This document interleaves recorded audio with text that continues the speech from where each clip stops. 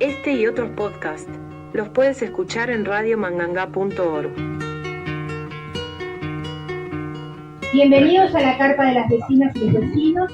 Para nosotros es un cierre de año, en una ocasión muy particular y muy especial, en el marco de los 50 años del golpe de Estado y la dictadura civil y militar, y también en el año en que se encuentra la respuesta para la desaparición de Jorge Pedreira Brum, que es vecino de la zona, sus hijos también, y bueno, por lo tanto nosotros teníamos muchas ganas de hacerle un homenaje y de cerrar el año en este lugar y de esta manera.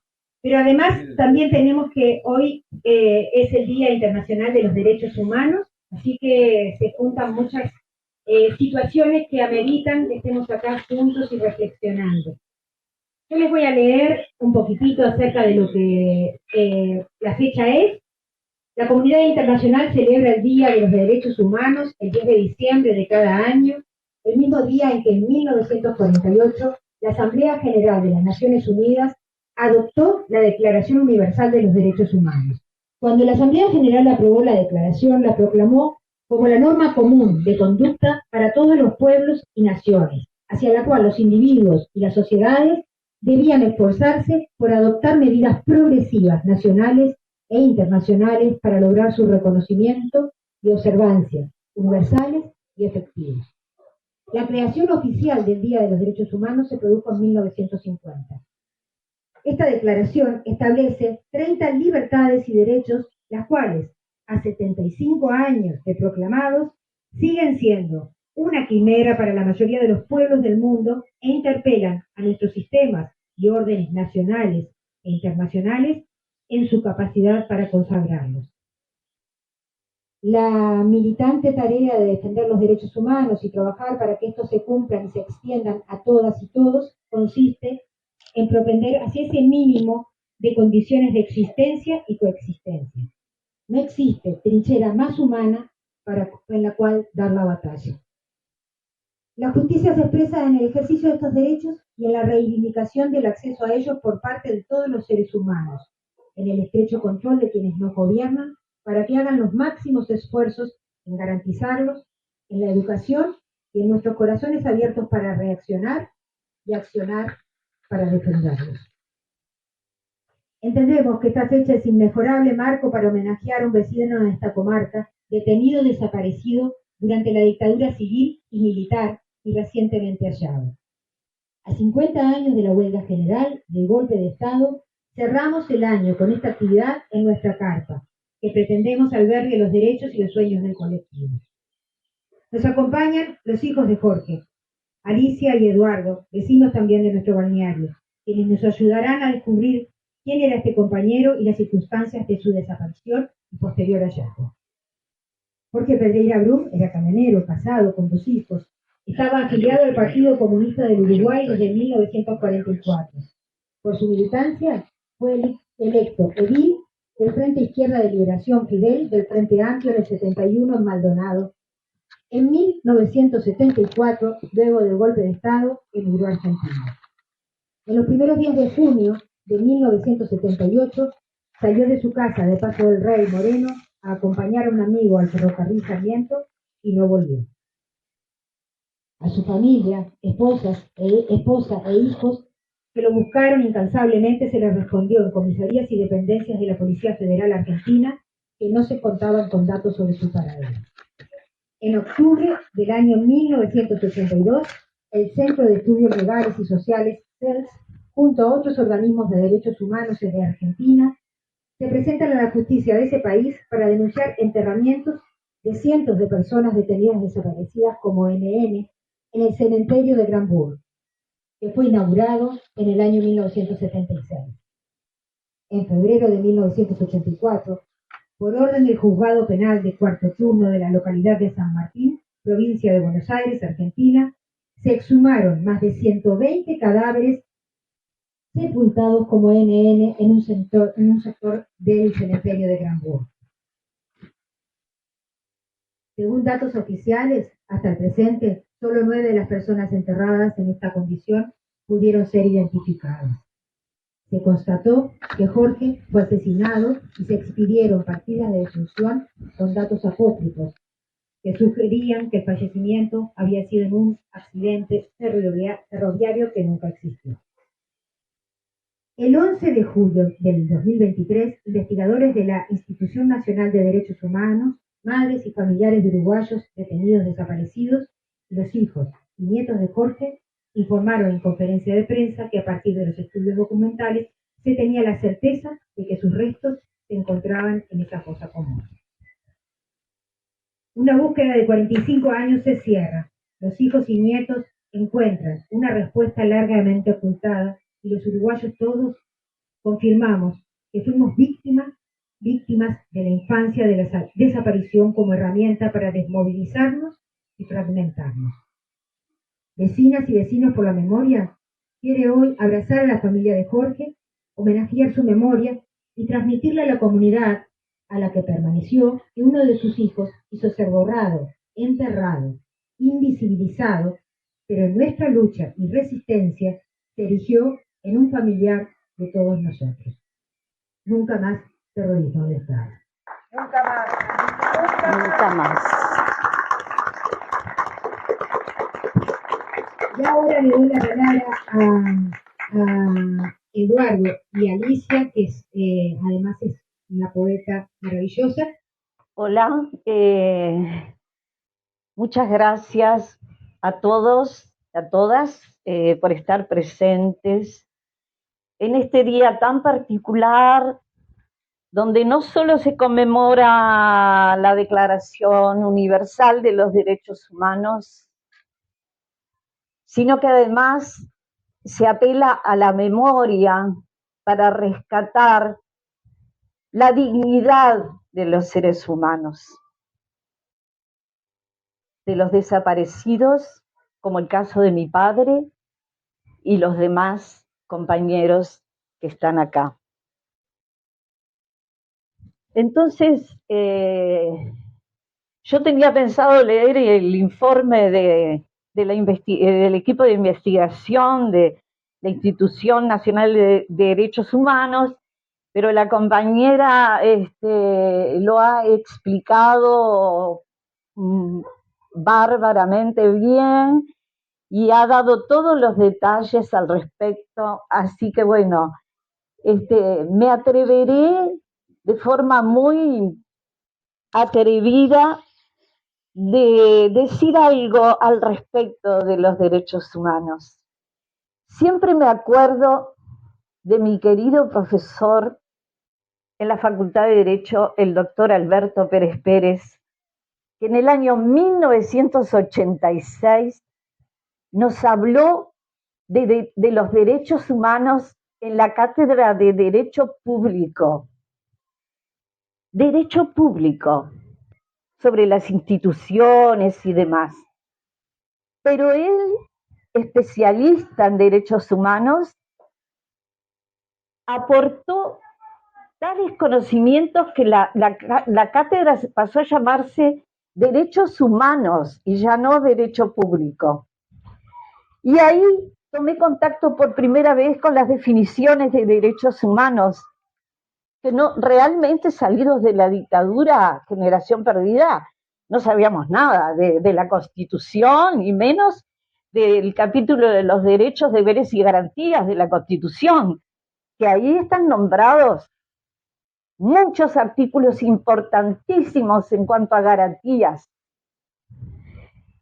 Y bueno, y entonces me atrevo a dar una definición. Me parece que los derechos humanos son parte del acervo de los pueblos, fruto de las luchas, de las conquistas, del sufrimiento.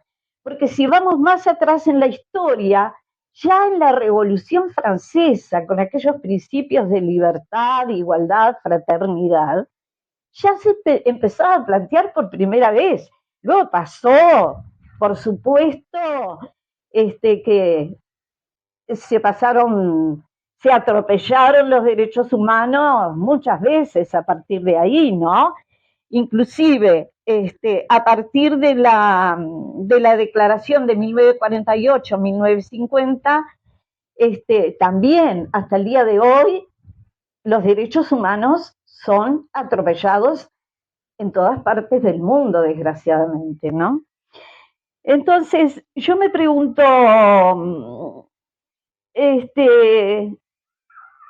me he puesto a pensar, porque realmente digo, la sociedad, el pueblo, ¿tiene realmente conocimiento básico de lo que son los derechos humanos?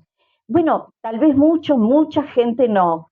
Entonces, ¿qué hace falta? Educación en derechos humanos. Yo sé que hay planes de educación que se implementan a nivel de la educación formal y también de la informal, ¿no? En organizaciones, grupos y demás. Pero digo, hasta qué punto llega a conocimiento de todos? ¿Ah? La Institución Nacional de Derechos Humanos, por ejemplo, da cursos por Zoom, que están fantásticos, ¿no? Y bueno, en realidad lo que voy a hacer ahora es leer unos poemas que hice pensando en mi padre.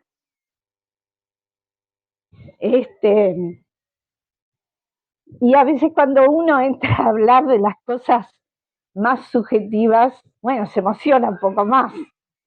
Eh, Así que, bueno.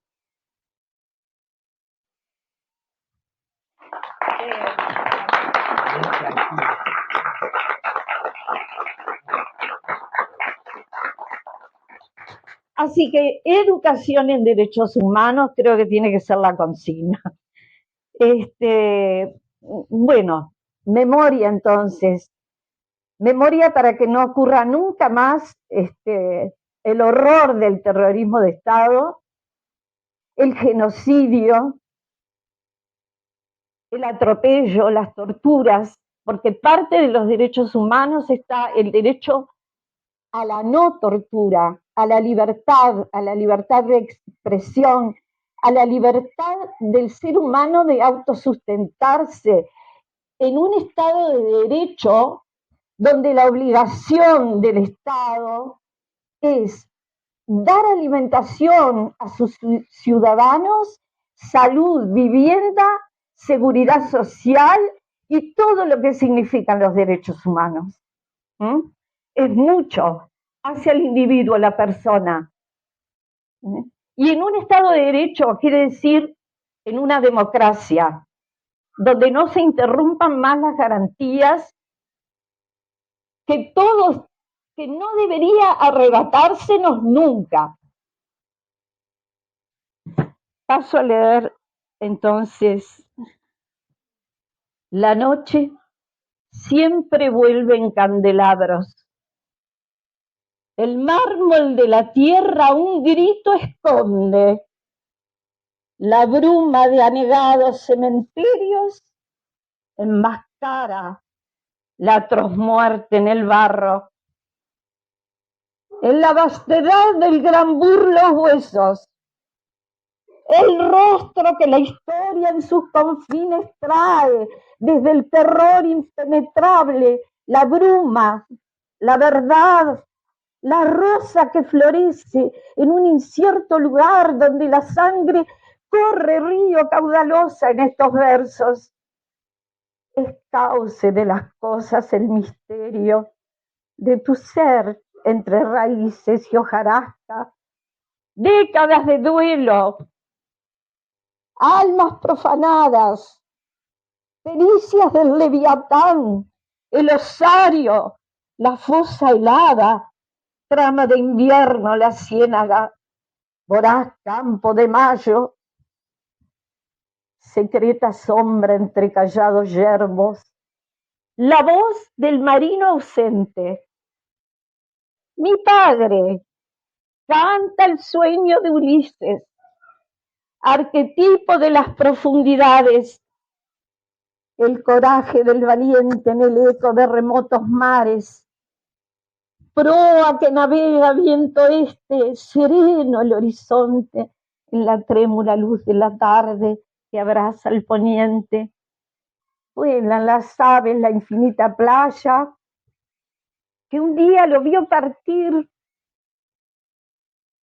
hacia la sombría ciudad antigua e invocada Buenos Aires.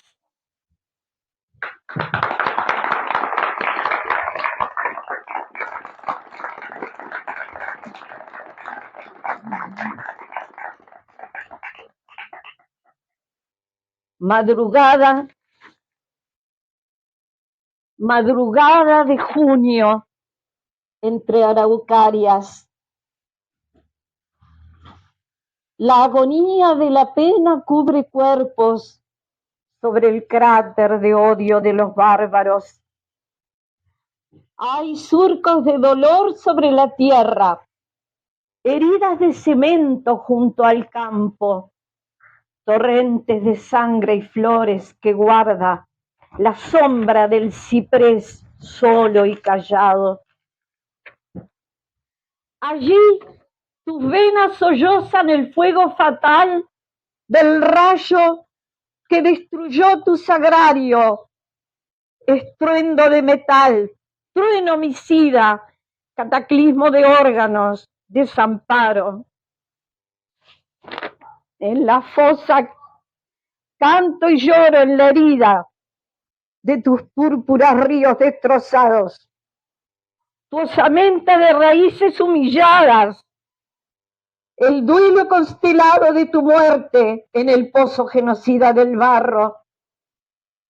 Soy la hija de tu cementera vida, que hurga la nada del osario, el lirio de tus huesos hecho polvo en la región sacrílega de restos exhumados.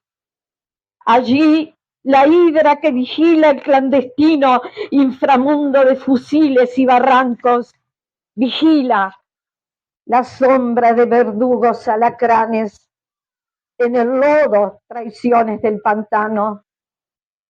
Hoy no hay yugos ni cadenas que detengan tus años de hierro y fragua en el camino. Hoy vuela tu presencia en alamedas, manto grana de luz entre los pinos, y te yergues, invencible, como toro a su destino. Siempre llegas con tu risa en la hondura del tiempo que se nutre con tu savia. Llegas con tu mirada de espigón en la tormenta, con el mar de huracán enfurecido en los bravíos potros de la madrugada. Llegas, malherido el corazón y el pensamiento, hecho huerto en la simiente de retoños de la vida que resiste obstinada.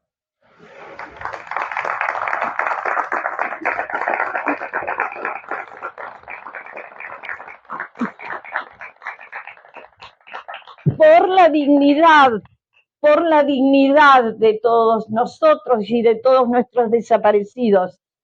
No más humillaciones, nunca más. Nunca más. Nunca más. Nunca más.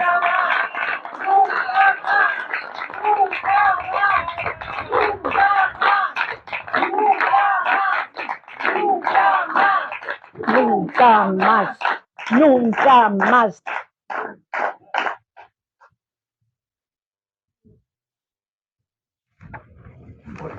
Buenas tardes a todos. Este es un homenaje a mi padre y a todos los desaparecidos en Uruguay, estamos en el mundo entero, que se agradece. Todos los que están acá, los que han venido, los que no han podido venir, no importa. Están tratando de recuperar un cacho de memoria de nuestra patria y del mundo entero. Porque a diario desaparecen personas en el mundo. A diario hay guerra, a diario los hombres se matan, los mandan matar, mejor dicho. Y van en aras de no sé qué, algunos en aras de dinero. En una sociedad que, como mi hermana, yo me preguntaba, ¿qué nos pasa? ¿Qué pasa en la sociedad? Entonces, también escuché atentamente a la compañera que nos habló de la Declaratoria de los Derechos Humanos, ¿no es cierto? En el año 48. Y también mi hermana recordó la Revolución Francesa. Libertad, igualdad y fraternidad. Claro, muchos o casi todos o todos sabemos qué pasó con la Revolución Francesa. Y en el año 48, con la Comuna de París, masacraron más de 1000 obreros. Y cuando los obreros protestaban en Chicago porque querían trabajar 8 horas de trabajo, los mataron a 8 sin causa, les inventaron algo y los mataron, y por eso se festeja hoy día el 1 de mayo, que hasta el nombre le han cambiado, porque ahora hablan en Argentina del Día del Trabajo, del Día de los Trabajadores, etcétera, etcétera, como todo lo que hace la burguesía tratando de ocultar el verdadero motivo de las cosas. Y acá hay mucha gente, y yo estoy súper agradecido porque nunca imaginé, después de haber pasado 45 años, que esto podía suceder. De los retratos que están ahí, conocí a algunos personalmente. Entre ellos, Carlos Alfredo Rodríguez, un compañero. No militábamos en el mismo partido, pero bueno, éramos amigos de niños. Y yo fui muy amigo de su madre y de su hermana, que falleció hace poco. Una gran luchadora, Amalia Mercader, para la que pido un fuerte aplauso.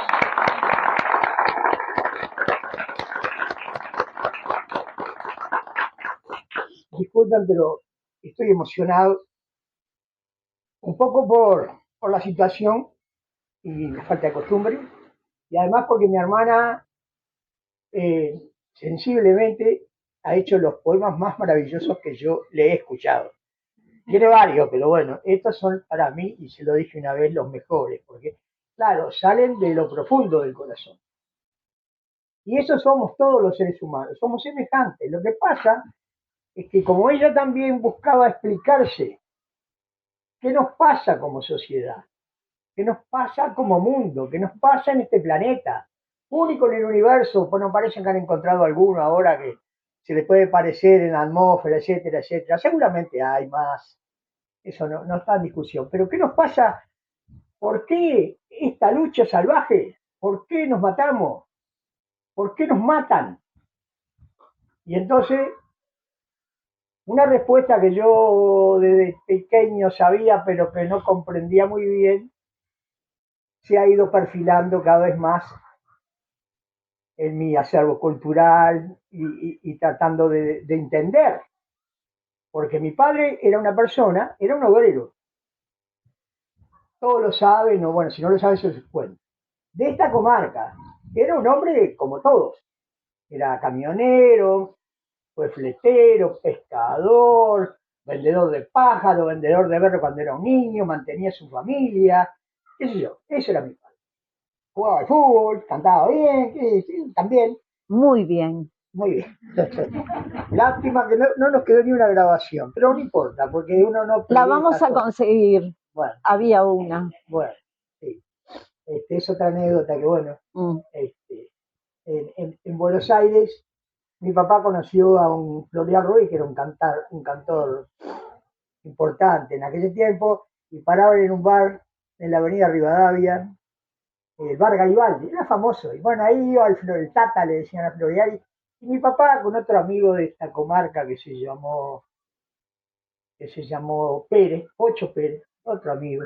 Algunos de los que están acá se van a acordar. No muchos, porque hay caras conocidas. Realmente por allá José debe saber a quién me estoy hablando. Y bueno, esas cosas pasaron. Y bueno, mi papá terminó como tantos uruguayos. Ahora, ¿por qué los uruguayos, siendo un país chiquito como este, nos teníamos que ir de este país? Primero porque nos corrieron económicamente. Acá no había lugar para todo, nunca hubo. Seguimos siendo un país de 3 millones cuando yo iba a la escuela y ahora somos 3 millones y medio. ¿Por qué? Y porque expulsa gente en un país donde pueden vivir millones de personas. ¿Y por qué expulsa gente? Y bueno, entre otras cosas porque está ocupado en los lugares por unos pocos, porque hay muchos ricos, pocos ricos y muchos pobres que no tienen dónde trabajar y sigue la misma y sigue la misma y sigue la misma.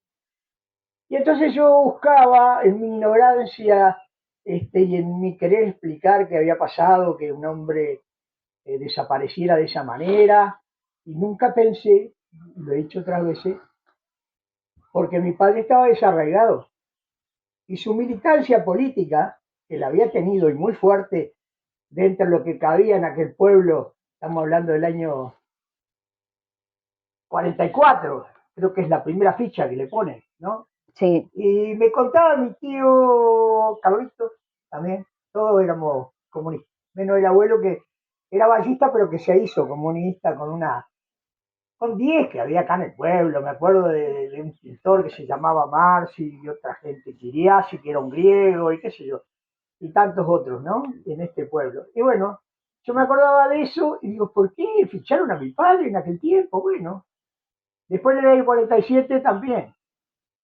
hay otra historia, con aditamentos ya más agresivos, ¿no? Dicen que tenía porte de arma, qué sé yo. Lo único que yo vi en mi casa fue una escopeta para ir a cazar y que tampoco funcionaba bien. Y bueno, con la crisis la terminamos vendiendo, o se terminó vendiendo y desapareció.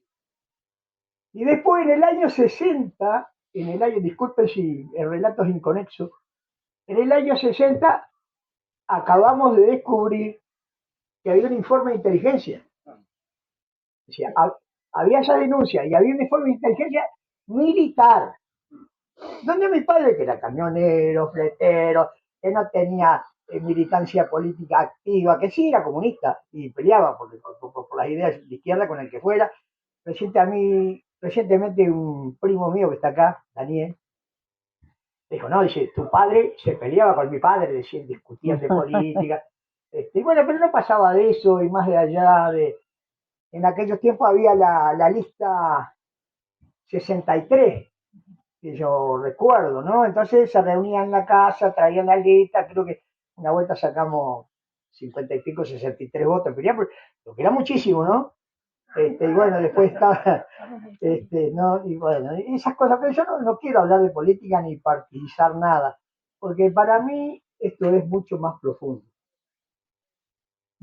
que eso. Y entonces la explicación, yo la había estudiado, pero no la había comprendido del todo, es que vivimos en una sociedad mundial dividida en clases sociales. Y acá el Estado democrático precioso que tenemos y que impera en las mayorías del mundo civilizado y occidental, según se dice, es la democracia. Pero ¿saben qué? Es la democracia del poder burgués. No es la democracia de los pueblos. Disfrazada de igualdad, fraternidad, y todas las A que le quieran poner, pero que en el fondo, cuando ven tocados sus intereses, no dudan en recurrir al fascismo más cruel, hasta que después le moleste se lo sacan de arriba y a los mismos que utilizaron se las dan también, porque eso pasa. ¿Da? Porque acá no es entre militares y pueblo, es entre oligarquía y pueblo, entre burguesía y pueblo, y a nivel mundial. Por eso se juntaron con el Plan Cóndor. Y mi padre, que no estaba militando, pero figuraba en un papel de inteligencia. ¿Por qué? Porque nos tenían vigilado. Sépanlo, no es albergar terror. Mi padre me contaba a mi hermana, vivíamos en el puerto, eh, ahora no está en la casita porque los milicos se ocuparon de romperla, donde está ahora el edificio Buquebú. Bueno, ahí vivíamos nosotros, vivimos un tiempo. Antes vivimos más tiempo en la calle Ayacucho frente al Hotel España. Y bueno, ahí apareció un señor una vez y le pidió permiso a mi padre para comerse un asadito en la enramada, de partir con él y qué sé yo. Y mi padre cuánta persona había por la calle en el camión, lo traía para las casas. ¿Tá? Y lo sentaba a la mesa y aunque la pobre vieja, su madre o mi madre, tenía que hacerle comer para todo, eso le interesaba, porque se funcionaba así. Así era, mi abuelo nos había enseñado.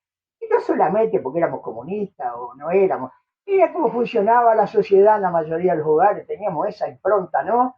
Donde nadie más que nadie, parafraseando a algún político, que lo dice de boca, pero yo lo viví. Nadie era más que nadie. En aquel tiempo que, claro, si cuando iba al liceo y no tenía campeones buenos, o no tenía una campera como la gente, ¿no? O era hijo del verdulero, como una vez me dijeron, no era lo mismo, pero bueno. Pero estudiábamos, igual estudiábamos. Sí. Claro, estudiábamos, sí, pero ¿sabes por qué estudiábamos? Porque los burgueses necesitan también gente preparada, ¿tá? No es solamente. Y lo que parece dádiva de la burguesía no lo es, ¿no? Es conquista de la clase obrera, que eso es la otra parte. Bueno, les sigo contando a mi papá, perdónenme si la hago larga, y un día desapareció, desarraigado ya, por todo lo que habíamos pasado, porque se había fundido, había llegado a tener 3 camiones nuevos y no le quedó nada. Yo ya estaba en Buenos Aires hace rato, había venido, había vuelto, había militado en el 71, me salvé en Ancalpiojo, porque con mi mismo padre me terminé peleando un día arriba por el camión, qué sé yo, por Chauchi Palito, y me fui para Buenos Aires, porque acá no tenía trabajo, y eso me salvó la vida o no sé qué, porque todos mis compañeros, algunos de, no sé si hay alguno acá, fueron cayendo de a uno, o torturados, o se fueron al exilio, de distintos signos políticos y con distintas formas de luchar, pero eso no interesa ahora, porque el ideal era el mismo, era lograr una sociedad más justa. Entonces en Buenos Aires mi padre sale un día y como contaron ahí, es exactamente así, desaparece y nosotros, yo pensaba ingenuamente, ya lo dije una vez, que no podía ser que él estaba enfermo. ¿Por qué? Porque el desarraigo, el haber perdido todo, el haber tenido que irse de este lugar tan bonito, que muchos no son de acá, pero que los que vivimos acá lo disfrutamos desde niños, ¿no?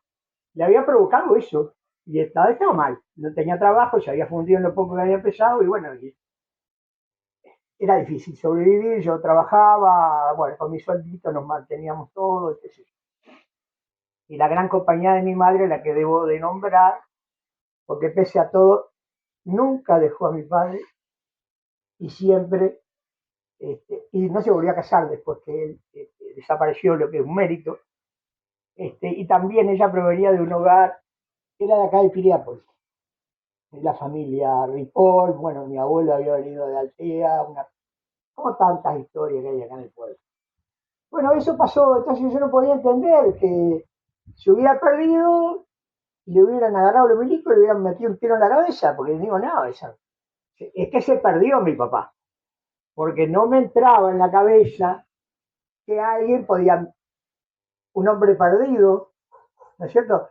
Tenía 56 años para cumplir 57, estaba más viejo que yo, que ya tengo 74, y se le notaba el deterioro. Un frío esa noche, y salió y era muy porfiado, y ya, eso ya está, no tiene remedio. Y bueno, hicimos todo lo que pudimos, hicimos denuncias, qué sé yo, como dice bien el informe, pero eso fue quedando con el tiempo enterrado, nunca se supo más nada, pero había una razón que para completar el informe que dijo la compañera. Lo habían enterrado en un cementerio donde enterraban mucha gente, más de 120, en unas fosas comunes. No, comunes no, de Asai los habían enterrado. Eso está en el informe que Walter Perna presentó a la Organización de Derechos Humanos, un trabajo maravilloso. Y agradecimiento también a la organización, que como sea, han logrado meter para adelante y averiguar cosas, y ojalá Dios quiera que sea para todos, porque el dolor que se siente, el no saber qué pasó, me había llevado a mí a pedir, por favor, que algo interviniera, y antes de morirme, Yo quería saber qué había pasado con mi padre, porque es horrible, ¿no? Son esas espinas que te van quedando clavadas. Y bueno, apareció un informe, apareció una antropóloga que descubrió un libro, estaba enterrado como NN. ¿Y el nombre? ¿Y por qué? Porque era una de las maneras que tenían la dictadura fascista argentina de hacer que la gente desapareciera del todo. ¿Por qué? Porque a los 5 años, al no parecer reclamos, eso va para un asalio común y ahí se terminó la historia y no lo tuvieron que tirar de un avión, ni lo tuvieron que tirar al mar o prenderle dinamita como hizo Suárez Mason, muy cerca de ahí, qué sé yo, desde tirar en los altos hornos a gente viva, ¿no? Bueno, esas cosas atroces pasaban en Argentina. Gracias a Dios, aunque algunos de acá fueron cómplices, no fue para tanto, ¿no es cierto? Pero bueno, pero fue. Aunque le hayan tocado una uña, un dedo a cualquier compañero, nos duele en el alma. Y nos duele más que no aparezcan, que sean tan cobardes, cobardes de verdad, de no dar la cara, no decir, sí, mire, nosotros lo hicimos porque consideramos que teníamos razón. No, ¿qué van a decir eso? Se esconden. Y además, lo peor de todo es que son esbirros, ¿tá? No son ellos, es la clase dominante que los mandaba, y si no, no se puede explicar. No se puede explicar que del año 44, ¿no? Hasta ahora nos sigan fichando, nos sigan y que no nos pongamos muy locos porque manda el poder del dinero acá. Y tenemos una prueba muy cercana, ¿eh? Hace poquito le dieron un pasaporte a alguien por 10 millones de dólares, dice. No sé, no me interesa. Pero es posible que haya pasado. Es posible, porque así funciona. Y esta sociedad que pretende ser tan igualitaria, si vos tenés plata, tenés 10 millones de dólares o más, y matás un perro o un gato o una persona, si tenés guita, tenés el mejor abogado. ¿tá? Y los pobres no tenemos eso. En el error, en la injusticia, en la injusticia. Entonces es mentira que es igualdad, fraternidad, es una mentira burguesa que nos tiene atontado a todos. Y entonces hay que seguir peleando. Esa es mi lucha. ¿tá? Y lo quiero denunciar, porque esto es una tribuna extraordinaria para mí, porque uno piensa cómo hacer para denunciar estas cosas. Y van a seguir pasando, si no es por gente como ustedes, que se juntan, que hacen homenaje, que se reúnen, que piensan, hay que pensar, nos vienen engrupiendo, de los medios de comunicación nos aturden, nos matan en la ignorancia, matan a nuestros niños, con la droga los enloquecen, todos los hogares, a ver que levante la mano el que no tenga algún pariente o algo destrozado el hogar por la droga. Son pocos, contados con los dedos de la mano. Bueno, es la otra manera. ¿tá? Y con cualquier gobierno. Por eso se trata de cambiar las cosas de raíz. Y discúlpenme, me salió del alma decir estas cosas porque eh, pienso que es la verdad. Entonces, nunca más, pero nunca más sustentada en esto, en ustedes, en ustedes, que lleven la bandera bien alta y que sigan peleando y que los denuncien, porque no son estos mismos que apretaron el gatillo, es toda una clase social a nivel mundial. Y no te le pidan en provocar guerra y matar, siguen matando y matando nuestros hijos, los hijos de otros, a pelear y a morir. Y la guerra es lo peor que hay. Y todo por conflicto de intereses.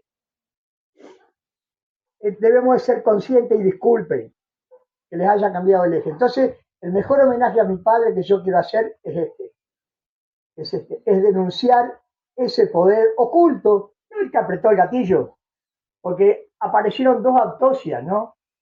Una que decía que se había caído del tren y que podía tener una herida en el editora, pero resulta que porque son tan ineptos, ¿no? Que apareció otra autopsia más con 2 o 3 días de diferencia, donde tenía el mismo cadáver, la misma persona, un palazo en la cabeza, un agujero redondito, ¿no? Dice la autopsia. Bueno, a buen entendedor, ¿está?